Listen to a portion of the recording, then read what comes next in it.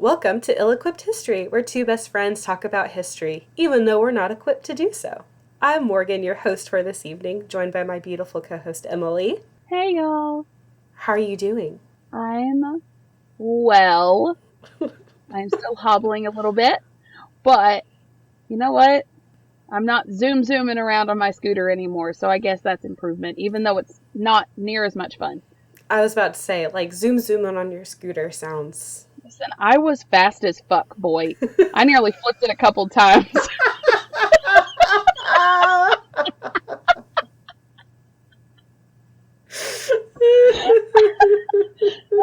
I should not be less than a 10. It had a basket and everything. Oh, the that's whole scooter's amazing. purple. It's beautiful. That's amazing. I love that. I know. Love that for you. Thank y'all. And how are you? I'm hanging in there. I still got this cough. My chest isn't doing super great right now. So I'm going to try to get through this episode as best I can with minimal coughing. I'm surprised I was able to laugh just now without completely collapsing in a coughing fit. So I'm very proud of you and your lungs. I've had 4 cough drops already, and I have an entire 100 count bag next to me. That's how you do it. I've got my cough syrup. I've got my respiratory tea that I'm drinking. It literally says, breathe deep for respiration health tea. You can't breathe in the tea.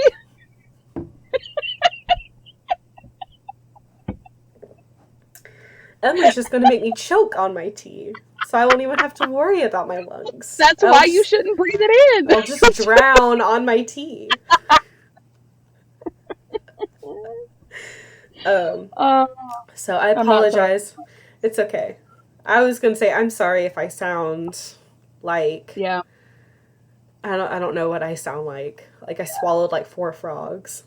And listen, if my microphone in this one and the last episode doesn't sound the best, listen, I just came in here one day and my kids were messing around with it. There are no settings on this microphone, so I really think they very well could have broken it. So if I don't sound perfect, just know that I am in the market for a new microphone. Sorry about that. Things come out of pocket. We're not sponsored or anything, so things take a minute. They really do. And my kids' school is expensive, so... All right. Well, we've got a nice little... Not night. Well, it's kind of hard to explain. I wanted to do something this week that wasn't, completely depressing. Like my last subject and probably my next after this subject, because it seems like the pattern is that Emily covers the good time small town stuff.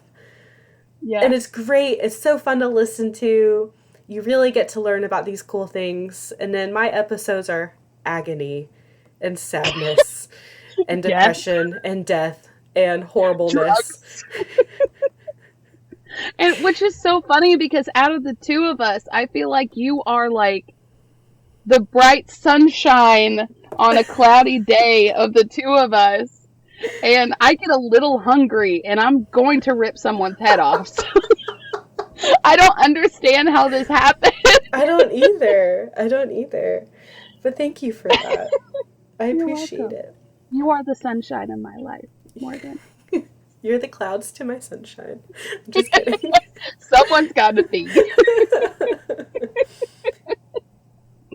All right, so today, like I said, I wanted to kind of break away, especially from World War II and some of my more depressing episodes. So today we're talking about, drum roll, it's somewhere we both have been, Chichén Itzá.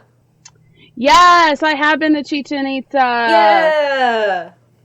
So, yeah, I thought it would be fun to talk about an ancient city, and, it's still not, the happiest episode, because we're going to be talking about the ancient Maya, and they had important cultural practices that are not seen as acceptable in today's polite society.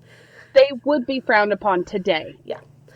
But it was a totally different life back then. It was. And, they had their culture, they had their religion, which was very important to them. And it's good that we study it and talk about it. Do you want to get started into this skit? Yeah. Okay. The year is 1904. Edward Herbert Thompson is at Cenote Sagrado, or the Sacred Cenote, north of Chichén Itzá in the Yucatan, Mexico. Laborers hard at work are pulling bucket after bucket of water and sediment from the bottom of the cenote. Suddenly, a worker finds something. Hey boss, I found something. It looks shiny. Thompson runs over to examine the artifact. Good heavens. This is a gold earring. Amazing. Look at the detail. Another worker calls out. I found something over here too. I think it was a jar at one point. Amazing. It's remarkably preserved. Look at these etchings. I can't wait to analyze the clay used. And look here. There's a wooden tool. Wow, this cenote is full of wonders. The workers go into overdrive, revitalized at the amazing discoveries. It isn't long until... Mr. Thompson, I think you should have a look at this. What is it? My God, it's a shin bone. And here, a skull. And another. Look at this ribcage. It looks like it was torn open. And this skull was crushed. It looks like these were sacrifices. I'd heard the legends, but to see the evidence of actual human sacrifice... Thompson would continue to excavate Cenote Sagrado for 6 more years, finding more evidence of offerings and sacrifices to the ancient Mayan gods. This is the story of Chichén Itzá. I loved going here. And I've actually, I think I've been twice. That's awesome. I was like 10 and 13, so I mean, I don't remember too much of it. Mm-hmm. I do remember wanting to walk up the steps. Yeah. But it baffled me as a kid to, and I'm sure you're going to get into this, I couldn't wrap my brain around the fact that this was lost in a jungle. Well, it was never lost. Like, people always knew it was there, but it did get consumed by the jungle and did have to be re-excavated. And there are, like, thousands of acres of undiscovered Mayan temples that were swallowed up by the jungle that you have no idea they're there. You just think it's a little mountain. No, it's and when a you pyramid. Excavate them, you're like, oh my God, it's a whole ass pyramid. Yeah. It's insane. I don't think, I mean, I definitely, it's hard to wrap my brain around, but the amount of land that was covered by, like, these ancient Mesoamerican civilizations, not just the Mayans, but the Inca and the Aztecs and the Toltecs and the Olmecs, like, all of these civilizations, they covered so much land. They were vast societies. And I'll get into, like, the populations and stuff a little bit more. Okay. But, I mean, like, me and you and our date nights watching our documentaries, like, they're uncovering, Mayan civilizations. And, like, we've only barely scratched the surface. Oh, it's just crazy to think about because they use the LiDAR technology now. And do you remember watching that one where they're like, well, that's a little town, and that's a little town, and that's a little town, and it's just scattered. Yeah. Throughout the entire area. Yeah. And maybe a 16th of it they knew about. If even that. I mean, it's really, like, almost everything that what did exist at that time has been swallowed up by the jungle. I guess it's really mind-boggling. Like, I can't even, like, put it into words just how vast these civilizations were. And then they were just abandoned, which we'll also get into a little bit. But that's why, like, they've been swallowed by the jungle, because just very quickly. Like, they were around for a long time, but not that long of a time. And then the people left. So, but I also went to Chichén Itzá, I think it was like 2015, with my family. I went with my 2 sisters, and unfortunately we only got to spend like an hour and 40 minutes there because the drive is so long from where we reported to the site and then back. But it was It was amazing. Like, Oh, it's I wish we amazing. could have spent more time there and got to see like most of the actual sites. But I'll be talking about some of those sites. So, you ready Yay. for me to jump in? Yes. Okay. So actually, I found I will be saying Chichen Itza because it's very easy for my Americanized tongue to say, but the correct pronunciation is Chichen Itza. Because there's Ah, emphasis on the last two syllables of each word. so Chichen Chichen Itza. Itza. Yeah. Chichen Itza. Okay. But I will be saying Chichen Itza because it is easier for me to say, but I wanted to acknowledge the correct pronunciation. So, to talk about Chichen Itza and its significance, we need to talk about who built it. And they are the Maya. And that's how you refer to the collective peoples, not the Mayans. Mayan is more of an adjective. You refer to the collective people as the Maya. So, who were the Maya? They were indigenous Mesoamericans that occupied Mexico and Central America, like think Belize, Honduras, those areas. They were an advanced society and were one of the greatest civilizations in the Western Hemisphere.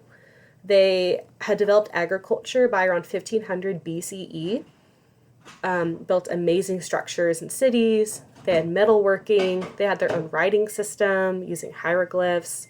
They were also very advanced in science and mathematics. They invented the concept of zero. They had revolutionary understanding of astronomy and the movement of the earth that was unmatched for the time. They made paper out of trees and had books. What? Like, people talk about the Egyptians having paper, but the Maya also had paper that they made out of trees. Like people look over the Maya more. Like they don't. Everyone thinks of if you say pyramid, most people automatically think of the Egyptians, and Same with hieroglyphs. hieroglyphs and multiple.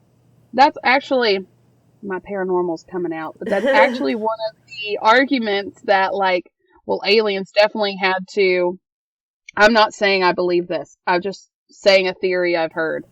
That aliens had to have taught them how to build pyramids, or why would all of these civilizations in different areas of the world build pyramids at the same time? Again, I did not say I believe it, but No, it's okay. And I have seen that online before, and I saw a really funny response that made me laugh. And it was maybe these people figured out that's the best way to stack rocks on top of each other and have them not fall down for a long time. just human logic. Yeah. Honestly, sometimes I feel like we lack it. Uh, so around 200 CE, which I think we mentioned a little while ago, is Common Era, or what we Yeah. kind of conceptualize as AD, is when they started building huge cities in the jungle. What is known as the classical period of the Maya began around 250 CE, when the Maya were most prominent. There were more than 40 cities, each with populations between 5,000 and 50,000 people. And it's estimated that the total Mayan population reached 2 million people in Central America. Dear God, 2 million? Yeah, it was a huge civilization. Around 900 CE, so about 650 years later, the classic period Maya civilizations began to decline, abandoning their cities and just heading into the jungle. There's multiple reasons that historians and archaeologists believe that the Maya abandoned their cities, but the most common reasons are drought, deforestation, and war. Mm-hmm. In the year 900 CE, that is when the post-classic period of the Maya began. And that is when the Yucatan Peninsula in Mexico became the major civilization center for the Maya. And that includes Chichen Itza. So the post-classic period lasts until 1519. So that was about 600 years. And 1519 is when the Spanish invaded. By this time, most Maya had, like, the civilizations were gone by 1519, and the Maya were back into the jungle. Mostly farmers. They had small villages. But they still knew of these cities. Most Mayan cities contained pyramids and temples made from limestone and were intricately detailed and ornamented, which is why they're still, I mean, they're amazing. There's nothing like them. Were the Mayas the ones, the civilizations that build the elevated roads? Or was that the Inca? I'm not sure. I didn't see anything about elevated roads in my research. That might be the Inca. But it might be because there's no elevated roads found in Chichén Itzá. I only really researched the Maya and in regards to Chichén Itzá. So if there's other elevated roads somewhere else, it could be. So the Maya are still around today. The descendants of these ancient Maya still live. There's about 5 million Maya today living in Mexico. And now the Mayan religion, it can't really be narrowed specifically, but when excavations of Mayan sites began in the 1830s, hieroglyphs began to be deciphered. Scholars learned how important mathematics and astronomy. I can't talk. I'm so sorry. Scholars learned how important mathematics and astronomy was to the Mayan religion, and actually, their science and mathematics and astronomy is so intertwined with the Mayan religion, it can't be extricated from it. They're one and the same. Well, their pyramids line up with certain, like, solstices and stuff. I don't want to give too much away, but... Yeah, but I mean, you're right. Yeah. You're right. And I'll get into it a little bit later, but they're very precise. Like, they knew what they were doing. They knew their shit. Like, they knew how to measure. They knew how to do math. Again, they invented the number 0. Like, the concept of 0 was not a math... And it's so vital to mathematics. It is. And the Maya invented it. They didn't even have the wheel, and they invented 0. Good for them. In addition to, mathematics, they also had multiple calendars. They could track the planet Venus without telescopes, and they could accurately predict solar eclipses based on the movement of the Earth, which is, again, phenomenal. They must have spent a shit ton of time looking at the stars. Oh, yeah. Like, I think Chichén Itzá has at least 2 observatories. And it's just, again, it's so vital. This was what they did. It was so important to their culture to track the stars and track other celestial bodies, because that was their religion. That was their whole purpose. Well, it's also their livelihood. I mean, if you think about it, you have to know when summer's coming. You have to know when winter's coming for crop growth, for even down to things like when to breed your livestock, right, and when to do literally anything. It was their livelihood and their religion. And I think I didn't write it down because there's just so much. I was trying to keep things edited. But I think I saw something. They had 3 separate calendars, and they had different denominations of months. But there was one that was like the rainy and dry season calendar, and then there was like a heavenly bodies calendar, and then there was another like God calendar. Right. Again, like I saw that, but I didn't dig much deeper into that component. And I'm assuming they all worked together. Mm-hmm. Because the Maya knew that there were 365 days in a year. So things were... And I'll get into that a little bit too. How did they know that? Because they're real good at their shit. I would have starved to death if I was so oblivious. That's so funny. So the Maya were not just scholarly astronomers and mathematicians. Important to their culture and religion was the practice of human torture and sacrifice. And they waged war on each other. Like they weren't just like these... like nerds looking at the stars. Like they were brutal warriors. And that's important to notice because that is important to their culture, especially in the post-classic period. So I've incorporated your use of titles. So it's so handy, isn't it? It is very handy. It's very good at organizing my thoughts and my notes. So the location of Chichén Itzá is also very important. So Chichén Itzá is located at the center point of 4 cenotes. And a cenote is a pit that formed in the limestone. in like Mexico and Central America, there's all kinds of limestone. And over time, pits emerge in the limestone from the limestone collapsing due to rainfall and stuff. And water will collect in the pits, and that is a cenote. So it's like a well, a natural limestone well. Limestone is a softer rock, right?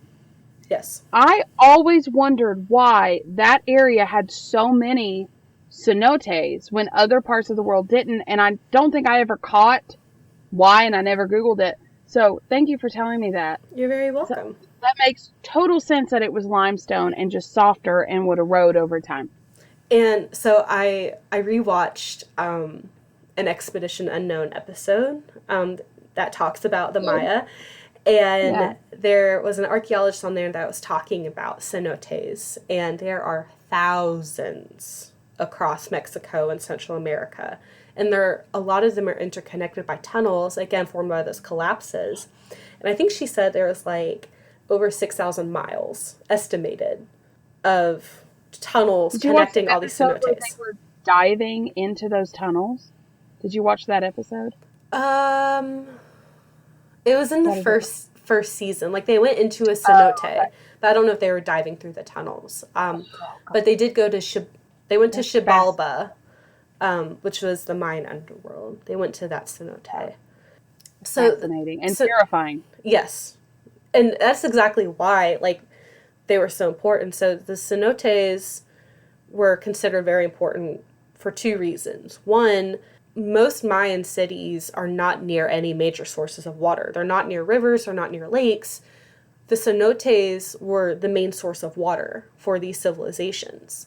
And many cities, especially Chichén Itzá, were built near these cenotes because they were the only source of fresh drinking water. Because they were in the middle of the jungle. Like, it's either rain or that's it. But then you have the cenotes. And then two, the cenotes were considered sacred and offerings were made to gods in these cenotes. Again, like, when you go in them, they're spooky. And it is very understandable how ancient peoples would be like, this is a godly place. This is a sacred place. This is not meant for us. So Chichén Itzá, again, is in the center point between four cenotes. So in the north is a sacred cenote. A lot of offerings were found there.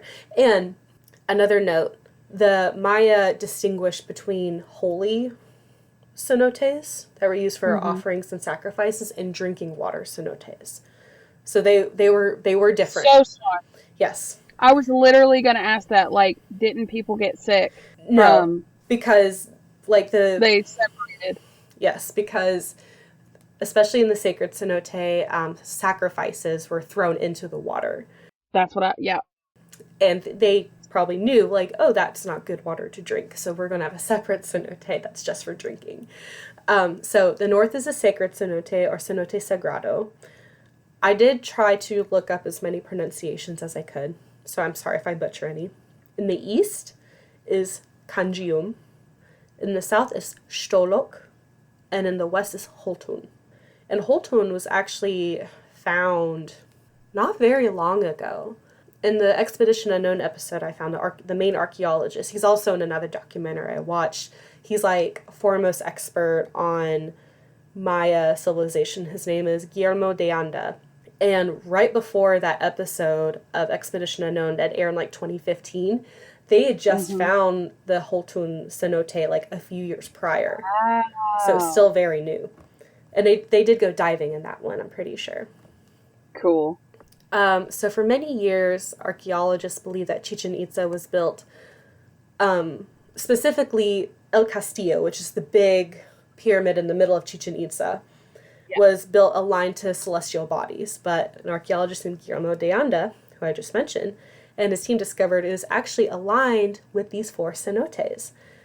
So I watched this documentary from 2019. It featured de Anda and a team called Virtual Wonders, and they specialize, like you were talking about earlier, in like LiDAR. They specialize in radar. So they do like the GPR, the ground penetrating radar and LiDAR, to try to do digital excavation of Chichén Itzá and other sites.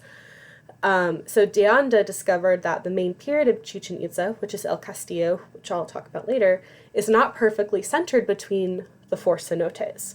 It's actually 52 degrees off center, about 16 meters. And what he was saying is that the Maya were expert mathematicians. They wouldn't get this measurement wrong. So why is it slightly off center? He believes, and some other archaeologists believe, that El Castillo was built on top of another cenote. And there's a hidden cenote underneath El Castillo. But no one can get to it right now. Wow. So why would it still be off center? Because it's built on top of the cenote. Like, they can't control where the cenote is. Right. But they built the pyramid on top of it, and it just so happens to be between the other four, but it's not perfectly centered. Got it. Okay. And that's why they think. And so the documentary, it's a really cool, I think it's called Secrets of the Maya. I found it it's on Disney Plus, actually. It was done by National Geographic. But they didn't find the cenote, but they did find evidence of, like, tunnels. They actually found, like, possible passageways to that cenote, but you can't excavate on site right now. It's protected. You can't do any changes to El Castillo. So the research is pretty limited. I try to look up and see if there's any updates, but I haven't seen any further progress since 2019 when that documentary was released. But, like, it's a very, very strong evidence to suggest that there is a cenote underneath El Castillo, which is really cool. That is super cool. And this was from the Expedition Unknown episode that I saw. It's season 1. I think it's called, like, Mayan Apocalypse, something like that. I have it, it'll be in the show notes. One major cenote they found in Koba, I think it's Koba, is Xibalba. Like I said earlier, that is considered the Mayan underworld. And it's believed that Chak, who is the god of rain, and other gods lived in these cenotes, and that's why sacrifices and offerings were put in them. Right. Because that's where the gods were. So the history of Chichén Itzá. So it's known as the city of the water sorcerers. So Chichén in Maya, or Mayan, is the mouth of the well. That's what it translates to. And Itzá is the name of the group of, like, the Mayan tribe. And they were known as water sorcerers. Maybe because of the cenotes. I tried to find out where that name came from, and I couldn't find anything. I love it! But yeah, they're like water witches, water sorcerers. So the Itzá first, which is the group, first came to this area around the 400 CE and settled around the Stalok cenote, which is the one in the south. And I have a map, if you scroll down. You can't see the east and... Oh, it's not in my notes. It's under the skit. But there's a map. It doesn't show the east and west cenotes, but you can see the sacred cenote and the Stalok cenote. So the Stalok cenote is the oldest area of Chichén Itzá, and that was the area that was originally settled by the Itzá in the 400s. Okay. This area is known as Chichén Viejo, and it's the oldest part. Buildings at this time were built in the Puk style, and I looked up what Puk means. I think I go into it later, but I think it literally translates to hill, but it's also a name for the style. Okay. That was around this time.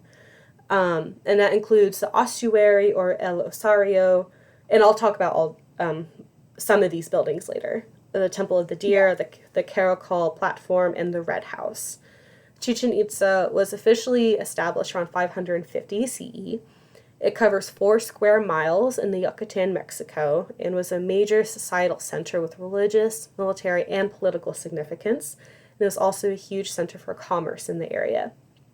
It was also a huge pilgrimage site, and it remained a huge pilgrimage site even after the Maya left it. And it was a major capital of the Mayan Empire, and is one of the most famous Mayan cities known. Around this time, there were some other major cities around Central America.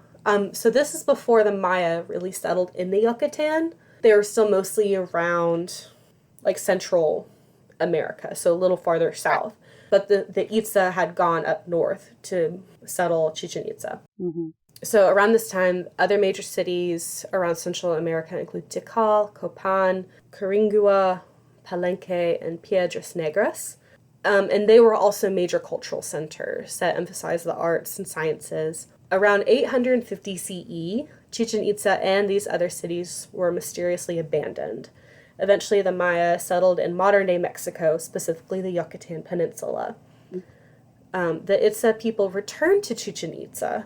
So they left and they came back a little while later, but they brought new influences. So one of the big, and I was trying to find what the difference was. So this is when we're going to talk about the Toltecs. And from what I could find, the Toltecs were a group of Maya, but they were distinct from the classic Maya. So this is post-classic time. Okay. So after like the major fall in the post-classic period, the Toltecs were really big because they had a lot of cultural influence of the Maya and the Yucatan during this time. So the Toltecs, like I said, were a ruling group, and they were from central Mexico. I'm going to try my best at these pronunciations. I looked them up a few days ago. So there's a notable Toltec ruler. His name was Tolpiltzin Quetzalcoatl, and Quetzalcoatl means feathered serpent. And Quetzalcoatl was a major Mayan god. So he kind of named himself after the god. Okay. That sounds so familiar. The Quetzalcoatl is a major Mayan god, one of the big ones. He founded the cult of Quetzalcoatl, and that spread into Mayan culture, and Quetzalcoatl became an important deity, especially in Chichén Itzá. Like, he's everywhere in Chichén Itzá. Yeah. In the Mayan language, Quetzalcoatl is called Kukulkan. I think Quetzalcoatl might be more Aztec. Okay. Because Aztecs were right after the Maya, and their influence was really big. So initially, in his early days, Quetzalcoatl / Kukulkan was a vegetation god, more of like god of the harvest, of the rain. Right. But under the Toltec influence, he became a god of the morning and evening star, which I think is Venus. He's very closely associated with Venus. And then Quetzalcoatl changed even more when the Aztecs came about. Yeah. But he's very important, and the Toltecs really were big into human sacrifice. So before, in the classic period, I didn't see a whole lot about human sacrifice, but the Toltecs were really into it. And it was their influence that spread the idea of human sacrifice in their culture. And it's believed that Tolpiltzin, who was the ruler guy, he brought that practice to Chichén Itzá. So I couldn't really find like a lot of things, but he was in like the major Toltec center, and then for reasons he was ousted. And then him and his followers came to Chichén Itzá. Okay. So Kukulkan / Quetzalcoatl, his image and symbolism is all over buildings at Chichén Itzá that were built during this time. So we have the Puk building, and I'll talk about the buildings more a little bit later, but a lot of archaeologists can distinguish the building types because pre-Toltec don't really have a lot of symbolism of Quetzalcoatl. It's mostly, I think, Chak, who's a god of rain, and then after, again, Kukulkan, Quetzalcoatl is everywhere. So the Itzá, when they came back with the Mayan or the Toltec influence, they ruled here for about 100 years. So Chichén Itzá was part of an alliance called the Mayapan League, sorry, it's hard to say, which included the cities Mayapan and Uxmal. And this was formed around the year 987 CE. So Chichén Itzá initially led this group, but eventually disagreements among the leaders led to war, and the Itzá were ousted and fled to Guatemala. The Mayapan took over Chichén Itzá, and they ruled for about 200 years. And then there was another rebellion with Uxmal and some other cities, and they fought against the Mayapan, and Chichén Itzá was finally abandoned in the 13th century. Though it continued to be a site of pilgrimage, so Maya still went there because it was still a sacred site, mostly due to cenotes. But it was never occupied again. And it's also believed, in addition to that, it's also believed that a major drought happened the last 15 years of Chichén Itzá's occupation, and the amount of sacrifices skyrocketed because of the drought. And the people were desperate for water. So a ton of sacrifices are thought to have occurred during this time because they're trying to appeal to the gods. There's also major loss of trees around the city due to development and agriculture, which likely contributed to the drought. It's estimated there's a 20 to 30% reduction in rainfall due to deforestation. Like, so many trees were wiped out of the jungle, it caused a drought for 15 years. Damn. And this is why we should leave our trees alone. I know. Stop cutting down the trees. They're important, y'all. This is why we learn history, to learn from it. Exactly. So now I'm going to talk about the buildings of Chichén Itzá, because they are iconic. I mean, Chichén Itzá is one of the current wonders of the world.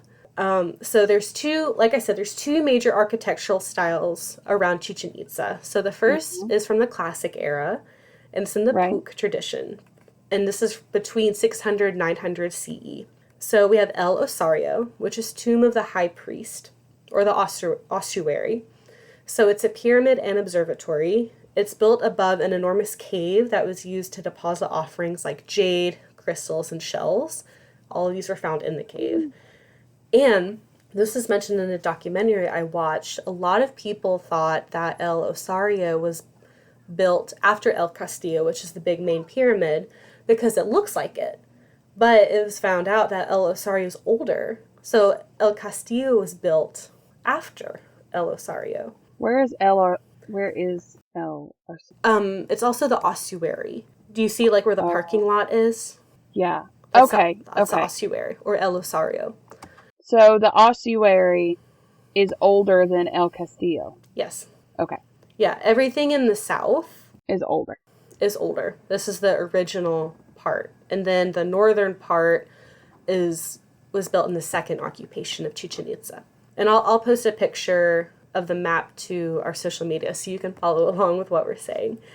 So I try to look up this pronunciation. I couldn't really find it. It kept thinking I was trying to type something in Arabic, and it's not. Akab Zib, which is the house of the dark writing, or the house of the hidden writing. And it's very far south.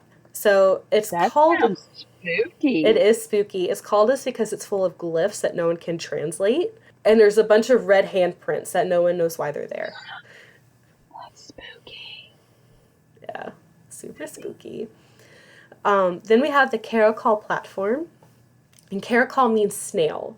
So it's called this because it has a circular tower, because it's an observatory. So from what I could kind of figure out, so there's a platform that the tower is on, and that is from the Puk era. Okay. But then the tower was built in the second era. Okay, so they added on to it. That's what I'm thinking. Like, it was kind of hard to distinguish because it was listed in both eras. And when I was looking up the original buildings in the Puk era, it just specifically listed the platform, the Caracol platform. Okay. So again, it's an observatory and it's 75 feet tall. It's big. Then we have Chichén Itzá, which is the red house. And it's a smaller building. I couldn't really figure out what it was for, but it's very simple compared to the rest of Chichén Itzá. It's pretty plain. I think it's like maybe a little temple or a dwelling. And then we have Emileigh, which is the church. This is the oldest building in all of Chichén Itzá. And it's intricately detailed temple dedicated to Chak, who again is the god of rain. So the second architectural style is from the early post-classic era, between 900 and 1200 CE. And this follows the Toltec Mayan styles. So I'm going to do my best to say this. Zompantli. So this was a skull rack. It is a skull rack. It's a platform that is slightly sloped down it, and at one point had wooden beams on top of it from which Chichén Itzá's enemies' heads were hung, and on top of which sacrifices were performed. Oh no. Yeah. So it's a rectangular structure that is 197 feet long. I put long with two O's. Long. And 39 feet wide. So it's pretty big. And it's covered in bas reliefs of skulls. There's skulls all over this thing. I think it's like 3 or 4 rows of skulls. Oh my God. This particular structure at Chichén Itzá is called the Platform of the Skulls. Okay. Because of all the skulls. So this is like the Platform of the Skulls. Even though there are similar platforms found around Mayan ruins. Right. Different Mayan ruins. So it's not just skulls.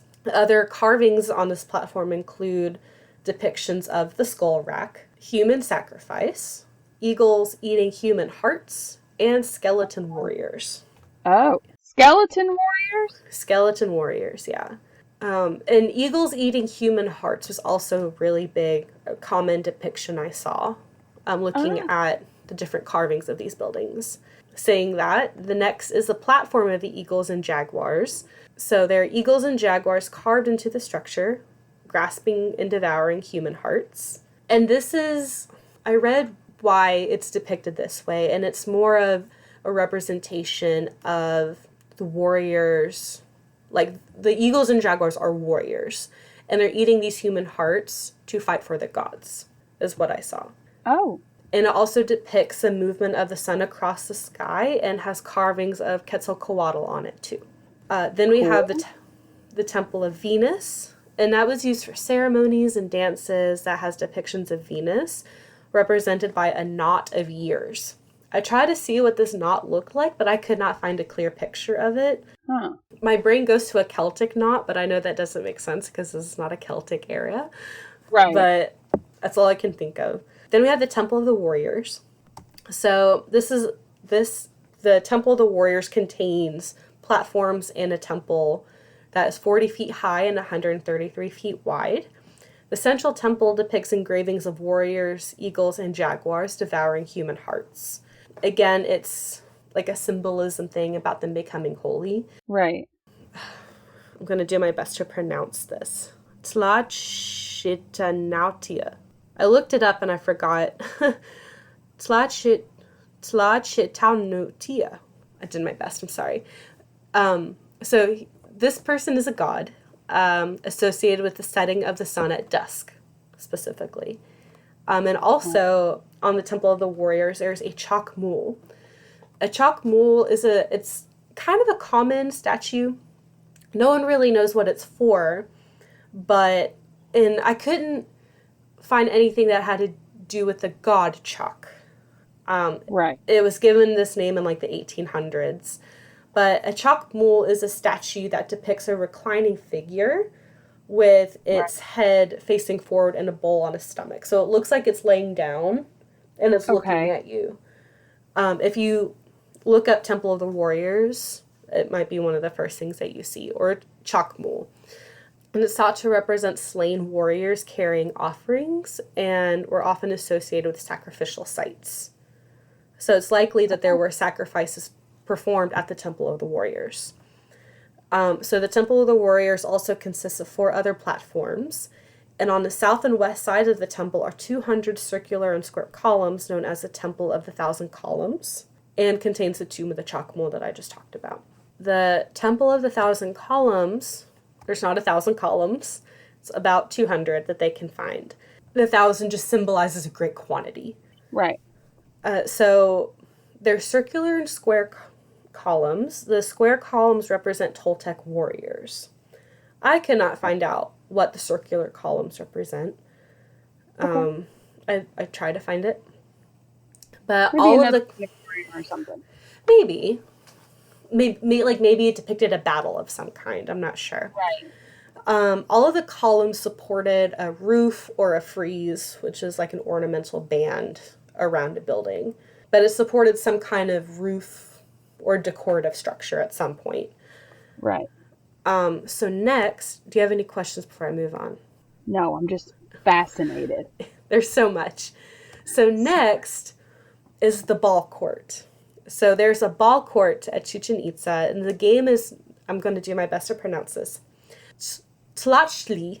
There's L's where my tongue is not used to there being L's. Tlachtli, or Pok-ta-pok in Mayan. So it is a ball game where the players would try to get a 12-pound rubber ball into a stone hoop. Jesus, that's heavy. Yeah, but this was considered a sacred game. It was like an act of worship. This ball court is the largest of its kind in the Americas. Wow. Like all of the Americas. It's the largest one. It's 554 feet long and 231 feet wide. Jesus, that's huge. Yeah, it's not, I don't think it's quite as long, or it's not quite as big as a football field, but it's almost. Well, I mean, looking at on the map, just the aerial view of El Castillo next to the ball court. The ball court's like 3 times as long as the El Castillo. Mm-hmm. El Castillo is huge. Yeah, it's huge. And you can see Zompantli right next to the ball court. So that would make sense because losers of this ball game, and sometimes winners, were sacrificed. So it kind of makes sense that a sacrificial platform was right next to the ball court. But again, like this was seen as a religious ceremony in a way. It wasn't just a game that you play. Right. Last, but definitely not least, is El Castillo, or the Pyramid of Kukulkan. This is the main pyramid in Chichén Itzá. When you Google Chichén Itzá, this is what shows up. It's this beautiful stone pyramid. The base, and I saw a picture of an excavation. I'm pretty sure the base is completely underground.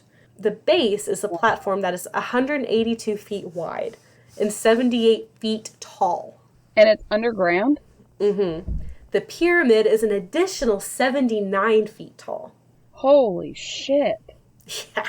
Because I saw an excavation from a few years ago of the site, and they had like a tunnel almost like coming from El Castillo, and you can see the base in these pictures.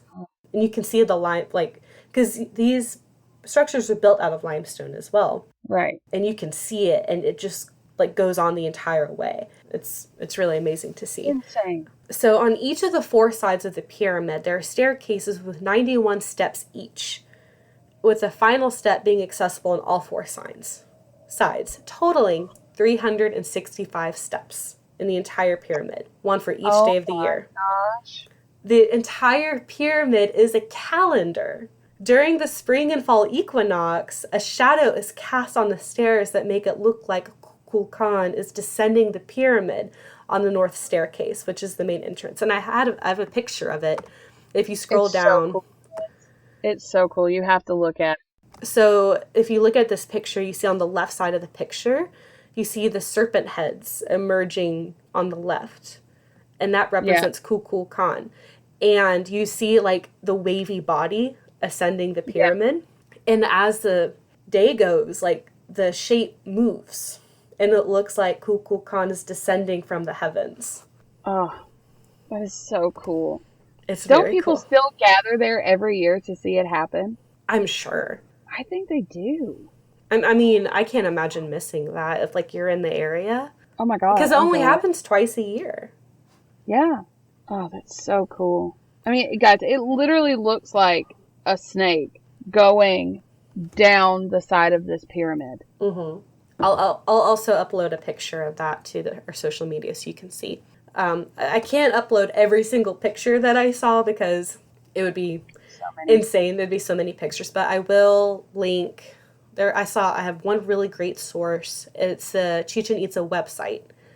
Nice. Like the museum, because it is a museum, it's a historical site. So they have a website that has pictures of all the buildings. That goes into, I got a lot of the history of Chichén Itzá from the site. And I think that's like some things I wasn't quite sure about popped up because the entire site is translated from Spanish. And I think a couple of things might have gotten lost in translation. And when I try to follow up on it, it was difficult to find. Right.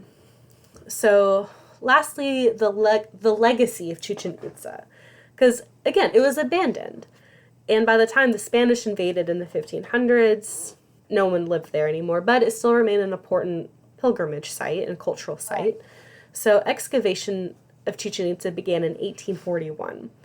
And it was named a UNESCO World Heritage Site in 1988. And UNESCO stands for the United Nations Educational, Scientific, educational, scientific, and cultural organization. So they list which are the wonders of the world. So, like, people always knew that Chichén Itzá was there, but it was completely consumed by jungle. People began visiting the site in the 1840s when it started its excavation, and it was slowly, like, documented and photographed and excavated by interested visitors. In 1894, Chichén Itzá and the surrounding land was purchased by Edward Herbert Thompson, who we mentioned in our skit, and he excavated the ruins for 30 years. Edward Herbert Thompson excavated the sacred cenote between 1904 and 1910. He found several artifacts, including gold, jade, pottery, and human remains. And study of the remains indicated they had wounds consistent with human sacrifice. And there is controversy surrounding him. He was accused of stealing artifacts. It was kind of suspicious. They tried to get the artifacts back. He said he didn't steal anything. Yeah. He said she said stuff. Yeah. He did sell artifacts. I saw that he sold them to, like, museums and universities. He could have done some shady dealings, I'm sure. Possibly. I mean, what year was this? Between 1904 and 1910. What are they going to do about it, honestly? I mean, unfortunately, there wasn't really much that could be done. Yeah, they tried. There was, like, big efforts to get those artifacts back. Good. But they couldn't find everything. And then, like, what was actually stolen? Was it stolen by him? Could things have been stolen by his workers? You know. And he wasn't even the only person there. Like, there were other entities that were there. Universities were excavating. It's kind of hard to pin it all on one guy when there's a ton of people that were coming and going. So in 1921, following the Mexican Revolution and World War I, the Mexican government allowed the Carnegie Institution a permit to allow archaeological study and research, including the excavation and restoration of Chichén Itzá. And excavation continues to this day, with still more to discover.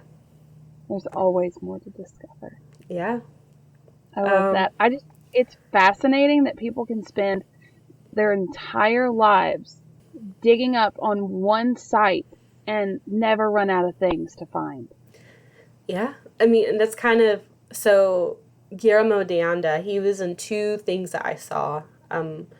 He was in the Buried Truth of the Maya documentary, and he was in the Expedition Unknown episode, Mayan Apocalypse. Mm-hmm. And it was kind of funny because I watched the documentary first, and then when I watched the Expedition Unknown episode, I was like, oh, I know that guy. I just saw him. But he is, like, the foremost expert on Mayan culture. Mm-hmm. And I think he said he's a descendant of Maya. Oh, that's wonderful. Or he is Mayan, which I think is really cool. Yeah. Keeping his heritage alive. I love that. And just trying to find more about it because, you know, like, we know a lot about the Maya, but there's still so much we don't know. Right. You know, they had the cultures themselves, like, didn't really keep a lot of records about what they were doing or what was happening at the time. There were some, that's how we know, like, things that were going on, but still not great records. Right. And then, you know, archaeologists think that pillaging was done by their own people or, like, other outsiders, and then the Spanish invaded, and that destroyed a ton of cultural artifacts and history. Things were rewritten, things were destroyed. So it's very much so a jigsaw puzzle trying to piece together who the Maya were and what happened to them. I do think it helps a lot that the Maya are still around to this day. So even though we lost a lot of physical evidence, you know, we've all played the game of telephone where some things get a little convoluted the further they go down, but we do have those word of mouth stories that are handed down from generation to generation. And those, even something very simple, can clue you into, like, key pieces. It could be like one story that you're like, this sounds insane, that couldn't have happened, but that could have been part of the puzzle piece that you were looking for. And it's really helpful to have those oral stories handed down. Because some places don't have that. And we're just going in blind. Right. And I saw in one of my sources that a lot of Maya still living today, what they practice, like talking about religion, like what they still practice is a blend of their traditional Maya beliefs and Catholicism that was introduced by the Spanish when they came. But like they probably know better than almost anyone, like what you were saying, like the oral traditions and the histories of their own people. Yeah. And I hope that people are asking them the questions that need to be asked. I agree. Just going through my sources again, the documentary Buried Truth of the Maya. It's less than an hour. It's on Disney Plus if you have that subscription. It's neat. It goes into a little bit about Chichén Itzá, but it's more about finding, like, is there a sacred cenote buried underneath El Castillo? But they think, like, it was buried on purpose to prevent people from getting to it. But it's very difficult to get down there. But they're finding evidence that it was intentionally buried so no one could get to it. Don't know why. Trying to figure it out. Ooh, mystery. The Expedition Unknown episode Mayan Apocalypse from 2015. The NationalGeographic.com, ChichenItza.com, Britannica Encyclopedia, Wikipedia, and UNESCO.org. And I had some information about the excavation and the history and like why it became a World Heritage Site. Right. And what qualifies it to be a World Heritage Site, because I guess there's like certain criteria that a site has to meet, and the UNESCO website details. But yeah, that's the very brief history of Chichén Itzá. You're welcome. Yeah. It's always fun, even if my brain mixed up with another place. The moment I saw it, I was like, yes, I have been there. It's always nice to learn more about the places that you've already been. Yeah. Because like we said, there's always more things to learn. And it's always nice to have a refresher. I mean, I haven't really thought of any of the facts of Chichén Itzá since I was like 13. Mm-hmm. So it's really cool to dive back into something that I was fascinated with as a kid. And kind of rediscover it a little bit. Yeah, you get to rediscover your old passions. Yeah. Yay.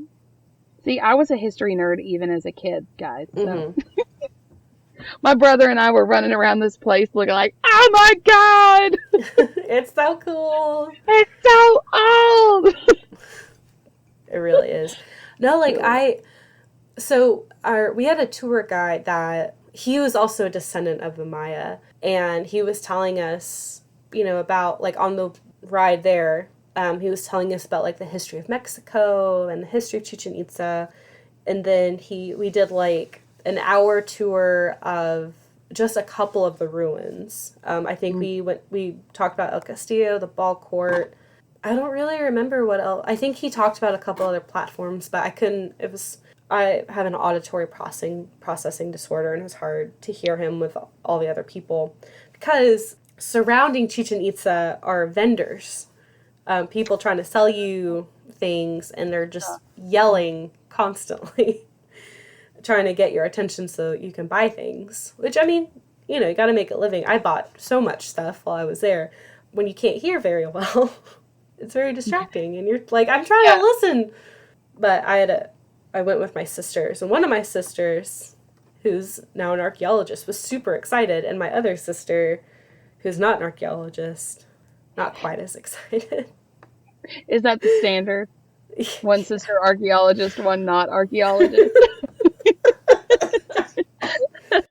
Listen, there's two types of people in this world. Either you're an archaeologist or you're not an archaeologist. Or you're not, bitch. Yeah. All right. So you can find us on Facebook at Ill-Equipped History Podcast Group. Is it a group? Okay. It's a group. I go on there like multiple times a week, and I still am like, It like exits my brain. We also have an Instagram page at illequippedhistory. We have a Gmail if you have any corrections or ideas you want to send us it is illequippedhistory@gmail.com. All one word. Please leave us a review and Like and rate. share. Yes, rate it so we can see how well we're doing and how much you love us. Because we are always looking for people who love us and have good things to say. And if you have helpful suggestions on how to make us even better, and you can say it politely, we would love to hear it. Be kind. Yes. You can give constructive criticism in a kind way. You don't have to be a butthead about it. Yeah. We will listen. If you're a butthead about it, we won't listen to you. That's right. We're stubborn. We're also very stubborn. So the moment you get an attitude, bye. Yeah. Yeah. So right. Do you have anything else you would share. like to add?